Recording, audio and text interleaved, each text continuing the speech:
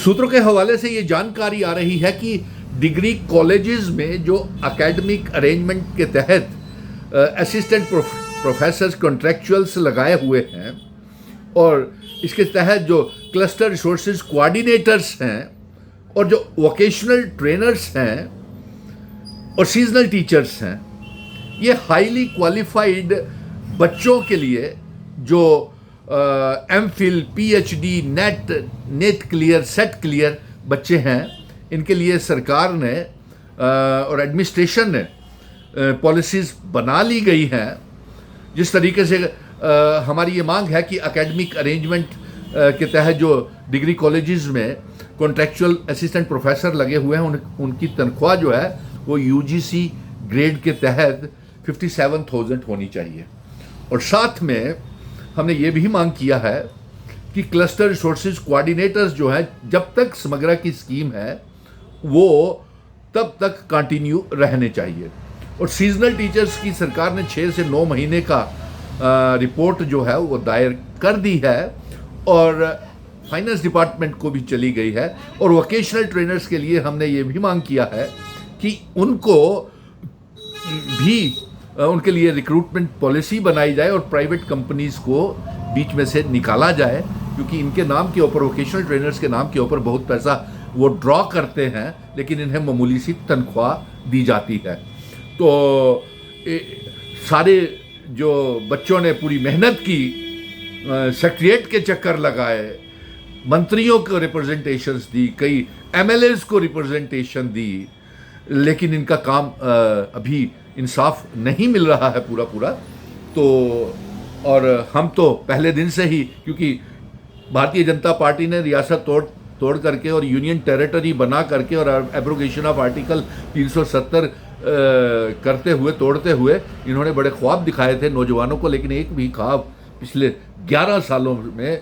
2014 से लेकर के 3 बार प्रधानमंत्री नरेंद्र मोदी जी आप प्रधानमंत्री बन गए, लेकिन जम्मू कश्मीर को आज तक इंसाफ नहीं मिला है और नौजवान जो है बेरोजगार हो गए हैं और जो बेरोजगारी, अनएम्प्लॉयमेंट की रेशियो जो है वो 40% से भी ज़्यादा हो गई है। और इसके साथ साथ मैं ये गुजारिश करूंगा कि जम्मू कश्मीर की सरकार और चीफ मिनिस्टर और कैबिनेट मिनिस्टर्स से कि आप सबसे पहले सूत्रों के हवाले से ये भी जानकारी आ रही कि इसी आने वाली कैबिनेट मीटिंग में एकेडमिक अरेंजमेंट्स, डिग्री कॉलेजेस के असिस्टेंट प्रोफेसर्स और cluster resources coordinator, vocational trainers और सीजनल टीचर्स का फैसला, जो रिपोर्ट्स सबमिट की गई हैं और उसके ऊपर क्या नाम इसका, कैबिनेट मीटिंग में फैसला होने जा रहा है। हमारे बच्चे, नौजवान बड़े परेशान हैं और चीफ मिनिस्टर साहब को चाहिए कि जो वादा जो किया हुआ है, और चीफ सेक्रेटरी साहब भी अपनी जो डेली वेजर्स को पक्का करने की जो रिपोर्ट है वो भी जल्द से जल्द दायर करें ताकि कैबिनेट उसको भी अप्रूव कर सके, क्योंकि 2014 के बाद आपने पीएचई, पीडीडी, पीडब्ल्यूडी के डेली वेजर्स, रहबरे खेल, जंगलात, सेहत, नेशनल यूथ कॉर्प्स के बच्चे, फायर एंड इमरजेंसी के बच्चे, लैंड डोनर्स और कंटिजेंट पेड वर्कर, आशा वर्कर, आंगनवाड़ी वर्कर्स और इसके साथ साथ सरकारी स्कूलों के कुक्स, आपने किसी को कोई इंसाफ नहीं दिया। लेकिन चलिए, सभी ने मेहनत की है और मैं ये कहूँगा ये वीडियो ज़्यादा से ज़्यादा शेयर करें और तमाम नौजवानों तक पहुँचनी चाहिए, ताकि कैबिनेट की मीटिंग में जो रिपोर्ट्स एकेडमिक अरेंजमेंट की, असिस्टेंट प्रोफेसर्स की नीड बेस जो हैं उनका, cluster resources coordinator, seasonal teachers का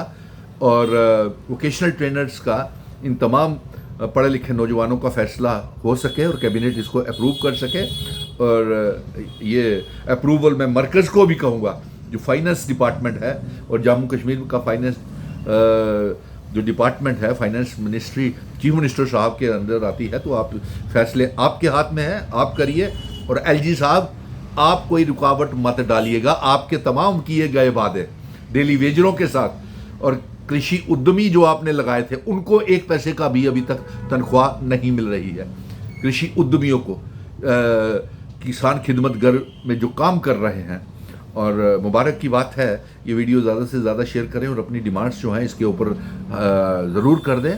और हमने ये भी मांग किया है कि जब तक सीजनल टीचर्स को पूरे 12 महीने नौकरी होनी चाहिए और जब तक उनके लिए रिक्रूटमेंट और जॉब पॉलिसी नहीं बनती है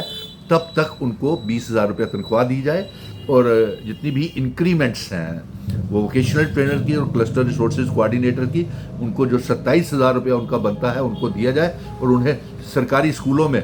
8,500 से ज़्यादा पोस्टें खाली पड़ी हुई हैं और 150 डिग्री कॉलेजेस में कम से कम भी 3,000 से ज़्यादा लेक्चरर्स की पोस्टें खाली पड़ी हुई हैं। और वहाँ पे स्टाफ नहीं होने की वजह से नीड बेस अरेंजमेंट के तहत असिस्टेंट प्रोफेसर्स जो हैं कंट्रेक्चुअल, वो उनकी कमी पूरी कर रहे हैं लेक्चरर्स की, और उनकी तनख्वाह भी पूरी करनी चाहिए और यूजीसी के हिसाब से, और उन्हीं कॉलेजेस में उनको एडजस्ट कर लेना चाहिए। और मैं चाहूँगा कि इस कैबिनेट मीटिंग में रिपोर्ट्स जो दायर की गई है उसका जायज़ा ले लें। और सूत्रों के हवाले से ये जानकारी आ रही है कि इन तमाम बच्चों का जो फैसला है ये आने वाली कैबिनेट मीटिंग में सरकार लेने जा रही है। धन्यवाद। और ये वीडियो ज़्यादा से ज़्यादा शेयर कीजिए और इस पेज को लाइक भी कीजिए ताकि आपको इंसाफ मिल सके, और अपनी डिमांड्स जो है वो ज़रूर कमेंट कीजिए। धन्यवाद।